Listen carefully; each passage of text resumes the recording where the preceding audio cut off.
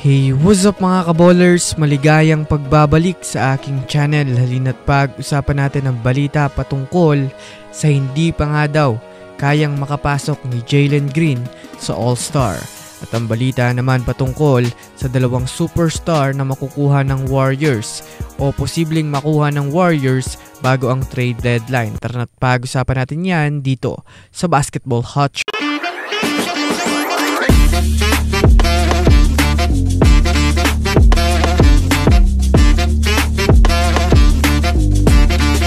Una nga muna tayong dumako mga kaballers sa balita patungkol sa hindi pa nga daw kayang makapasok ni Jalen Green sa All-Star. Alam naman nga po natin ngayon mga kaballers na sobrang ganda ng pinapakitang laruan ng Houston Rockets sa regular season ngayon sa NBA. Dahil nga po mga kaballers sa sobrang laki ng inimprove ng performance ng Rockets ay meron nga po mga kaballers isang player ang Rockets ngayon na pinag-uusapang maaaring makapasok sa All-Star ngayong season.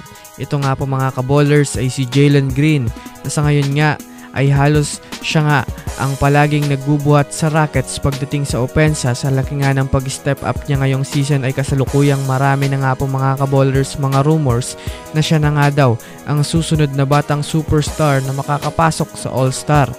Ngunit base nga sa naging impormasyon ng ESPN, sobrang baba nga po mga kaballers ng chance ni Jalen Green na maging All-Star dahil sa sobrang liit nga po ng kanyang fanbase. Bukod nga po mga kaballers, dyan hindi na nga siya masyadong napapansin ng mga officials o ng NBA para maging All-Star. Ngunit kahit nga samantala, dumako naman tayo mga kaballers sa balita patungkol sa dalawang superstar na makukuha ng Warriors bago ang trade deadline. Kahit man nga po mga kaballers nanalo ang Warriors ay hindi pa rin naman nga po mga kaballers nawawala ang mainit na trade ngayon sa kupunan ng Warriors. Alam naman nga po natin na gusto pa rin ngang kumuha ng GSW ng panibagong mga superstar kahit man nga may mga datihang manlalaro na mawawala sa kanila.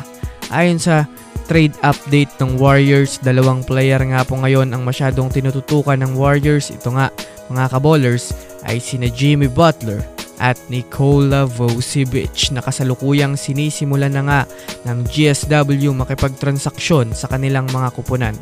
Bukod pa dyan, may mga ilan-ilan pa rin nga pong mga star player ngayon mga kaballers ang kanilang binibigyan ng interes. Sa katunayan nga niyan mga kaballers, isa ang Warriors ngayon sa may pinakamaraming player na pinag-iinteresan dahil sa nalalapit na trade deadline na inaasahan naman ng Warriors na mababago at mapapalakas nila ang kanilang kupunan at makuha ang kampyonato matapos ang mga trade at move na kanilang gagawin.